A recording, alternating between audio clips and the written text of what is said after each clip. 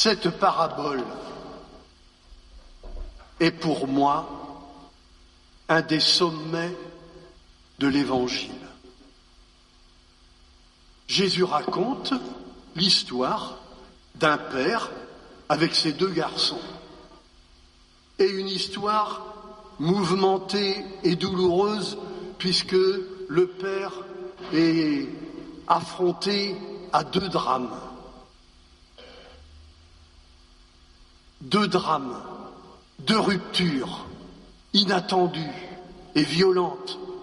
La première avec son plus jeune, qui a le culot de venir le voir pour réclamer sa part d'héritage sur le champ. Il ne peut plus supporter la présence de son père, il veut vivre libre et il coupe les ponts définitivement. Et puis, deuxième drame avec l'aîné, qui passe pour être pourtant le fils modèle. Et lui ne peut pas tolérer la manière dont le père a accueilli son frère de retour de sa folle équipée et dans quel état.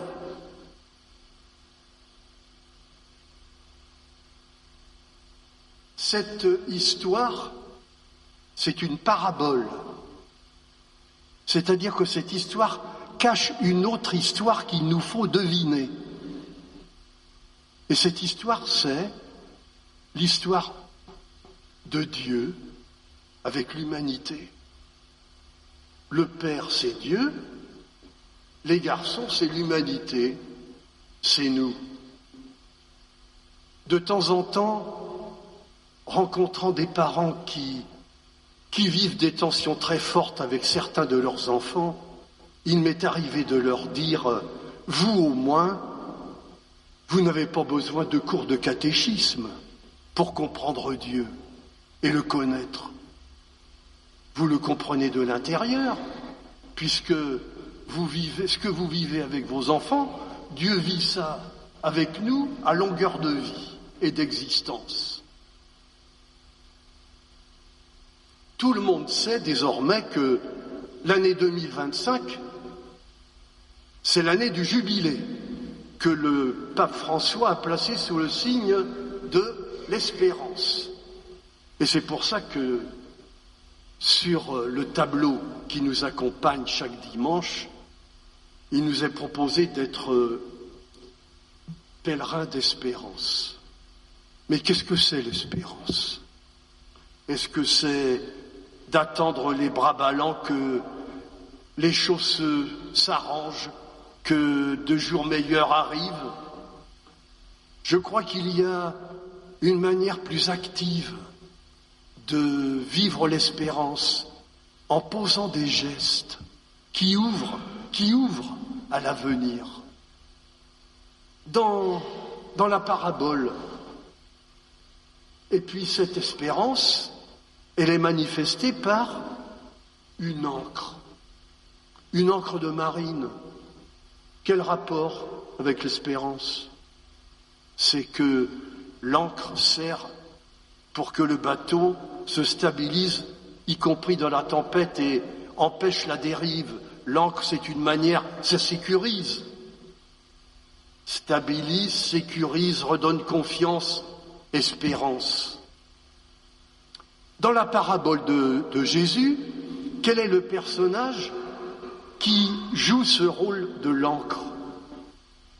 Est-ce que ce sont les garçons qui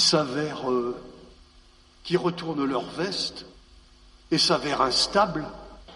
Non, c'est le Père. C'est le Père.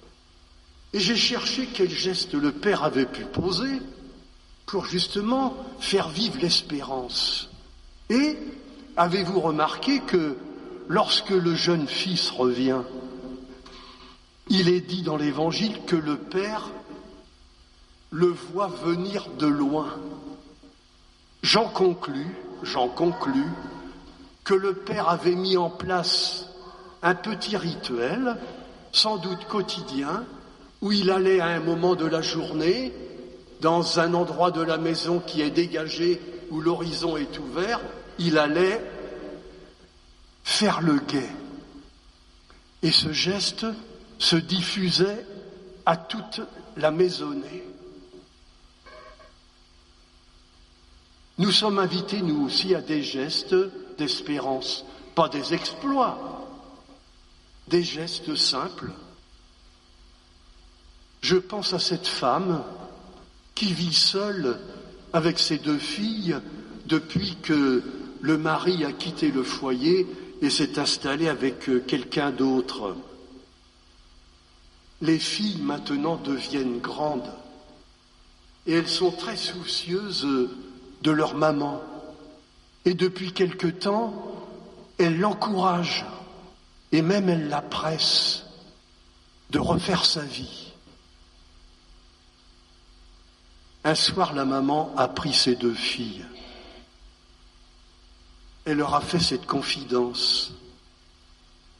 J'ai décidé de rester seule. Mais ce n'est pas facile pour moi. Mais je veux que votre père sache que ma porte lui reste toujours ouverte. Un geste un peu fou pour ces 2 filles, mais qui étonnamment laisse une porte ouverte à l'avenir. Nous avons nous aussi à trouver des gestes dans nos vies qui ouvrent à l'avenir, qui montrent que le monde n'est pas perdu et pourri.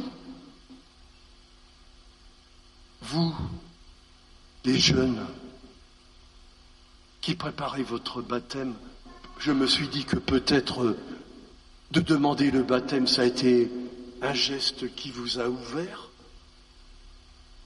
En tout cas, comme le père de la parabole, comme cette femme avec ses 2 filles, nous sommes invités à inventer, à chercher des petits gestes qui ouvrent l'avenir.